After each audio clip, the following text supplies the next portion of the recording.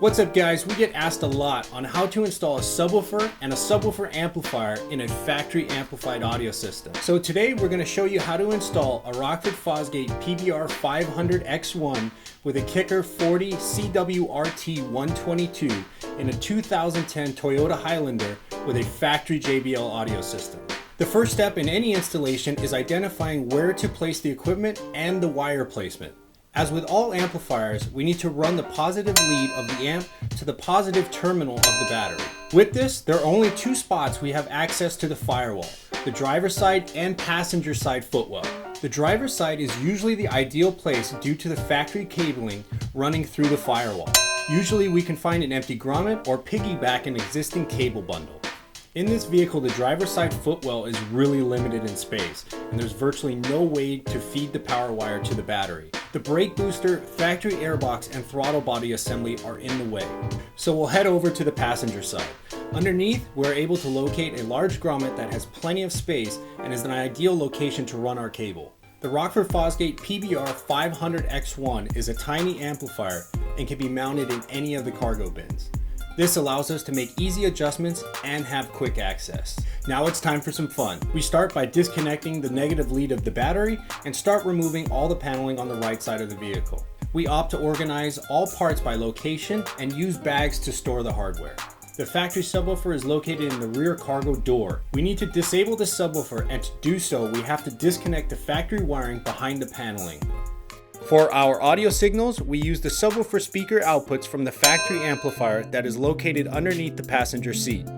We determine which wire to use by visually confirming the wire color at the factory subwoofer and at the amplifier. To verify the wire colors, we need to use a voltmeter and a cheater lead. To see how we did this, make sure to check out our video on testing for continuity. Remember to test for phase prior to disconnecting the battery, or use a phase detector after removing the battery.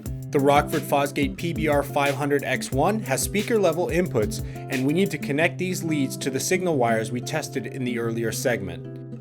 We pull the speaker leads and remote turn on through the factory hole in the carpeting to the factory amplifier. We run the power lead through the hole that we drilled in the grommet underneath the dash. Quick tip, make sure you undersize the hole that you drill in the grommet, that way you have a nice tight seal between the wire and the rubber grommet, preventing water from coming in. To shield the power lead and to make it look original, we use split loom tubing. Again, we tie off all of our wiring to the factory wiring underneath the lip of the firewall to the battery. Our power lead must be fused, and a proper location is within 6 inches of the battery. We opt to mount to the factory battery mount. To see the detailed explanation of this, make sure to check out our video on how to wire a fuse.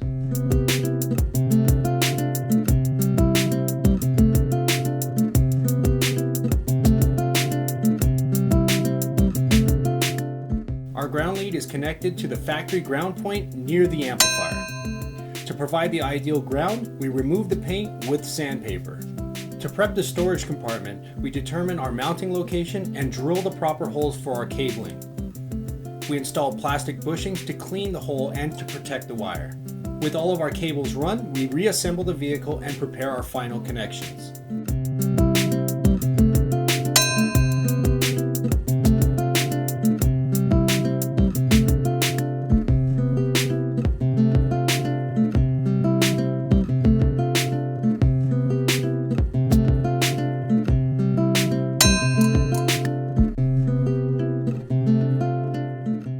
To prevent sparking, we use a test light connected to the positive side of the battery and slowly charge the amplifier's power supply. Before connecting the battery, we need to make our final subwoofer connections. We prepare our subwoofer speaker wires from the amp to the subwoofer. Now connect the negative lead of the battery and test our remote turn on.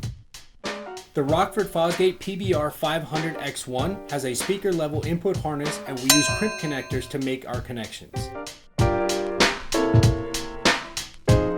Once connected, we turn on the system and adjust our gain and crossover settings. We'll use the factory audio adjustments to fine-tune the system. That's it guys, you know what to do. Like or dislike this video, subscribe to our channel, and visit qualitymobilevideo.com for all your Rockford Fosgate and Kicker products. Leave your questions below. Thanks for watching.